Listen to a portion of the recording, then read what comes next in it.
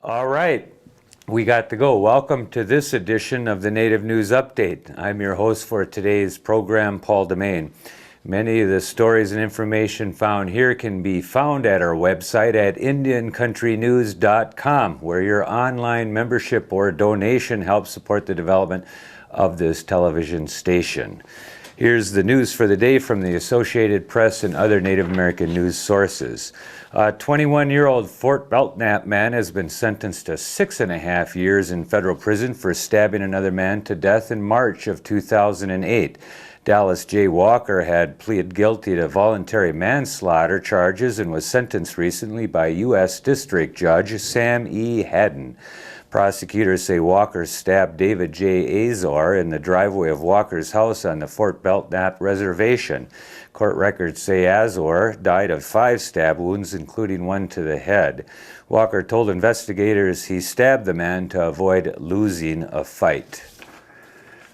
A Belcourt woman has agreed to plead guilty to witness tampering charges in a federal drug conspiracy case known as Operation Paint by Numbers on the Turtle Mountain Chippewa Reservation. Carletta Bercier is charged with intimidation or force against a witness. The complaint says the 25-year-old Bercier used physical force and threats in an attempt to stop another woman from testifying in the case. Sentencing is scheduled for April 8th. Authorities say the conspiracy moved drugs from Washington, California, and Mexico to the Turtle Mountain Chippewa Reservation of North Dakota for distribution elsewhere. The investigation into the case began in the year 2002 and has so far resulted in the indictment of 24 people. The trial for a Little Eagle, South Dakota man charged in the non-fatal shooting of a Bureau of Indian Affairs police officer has been delayed. Kelly Ward pled not guilty to an indictment charging him with 3 assault counts and 2 gun violations for the September 10th, 2008 shooting of Sergeant Louis Poitra on the Standing Rock Reservation. Authorities says the officer was responding to a domestic violence call in Little Eagle when Ward shot Poitra in the leg and then shot himself. Ward was scheduled to stand trial in February, but court files indicated that has been postponed.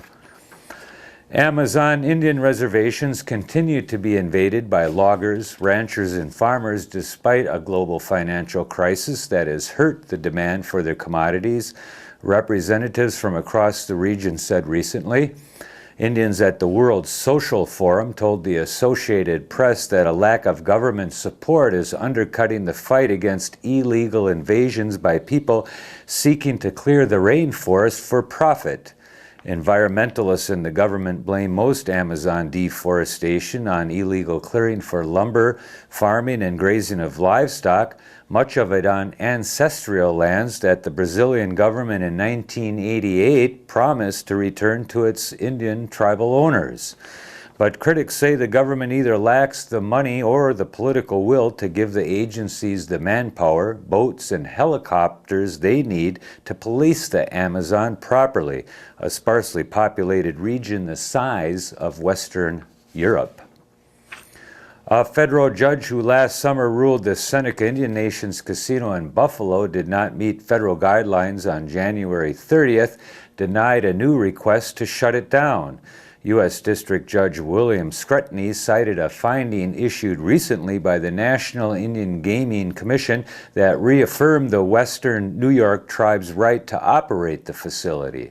An anti-gambling coalition had asked Scrutiny to order the casino to be closed immediately based on his July finding that the NIGC erred in approving the casino in the first place.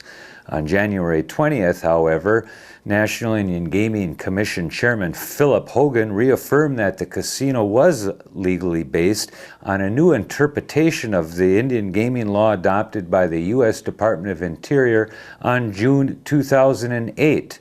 The Senecas call it a significant win in what has been a long and complex legal issue. The Cayuga Indian Nation of Seneca Falls, New York, reopened its Two Finger Lakes convenience stores recently, 2 months after authorities raided the outlets and seized neither nearly 18,000 cartons of cigarettes. The tribe's lawyers said the Cayuga stores in Seneca Falls and Union Springs resumed selling gasoline, tax-free cigarettes, and other merchandise late last week. Authorities in both counties raided the stores in late November because the Cayuga did not pay state excise tax on the cigarettes. The state's Indian tribes say they are sovereign and exempt from the New York tax rules based on treaties with the U.S. government. The Cayuga decided to reopen the stores after 2 recent favorable court rulings. An appeals court also recently ruled that the Cayugas could try to regain possession of the 17,600 cartons of cigarettes that were unstamped and taken by New York authorities. Senator Tim Johnson says the money in the federal economic stimulus bill and legislation for American Indian tribes will help people in some of the most impoverished areas of the country. The Senate Appropriations Committee has included $2.8 billion for Indian tribes in its portion of the stimulus legislation now moving through Congress. It includes hundreds of millions of dollars for schools, health clinics, roads, law enforcement, and water projects. Early in January, Johnson, a member of the Indian Affairs Committee, and a dozen other senators asked then-President-elect Obama to include almost $3.6 billion for Indian country programs in any economic stimulus proposal. The National Congress of American Indians says real per capita income of Indians living on reservations is still less than half the U.S. average. Unemployment is twice that of the rest of the country, and 8 of the 10 poorest counties in the United States are on Indian reservations. And that is the latest roundup of news from Indian country on this edition of the Native News Update. We want to thank our underwriters for helping us with this broadcast and our digital mall partners, powwows.com, nativeview.com, nishtv.com, whitebison.org, and the On Native Ground program out of California. Thanks for joining us today, and join us again soon.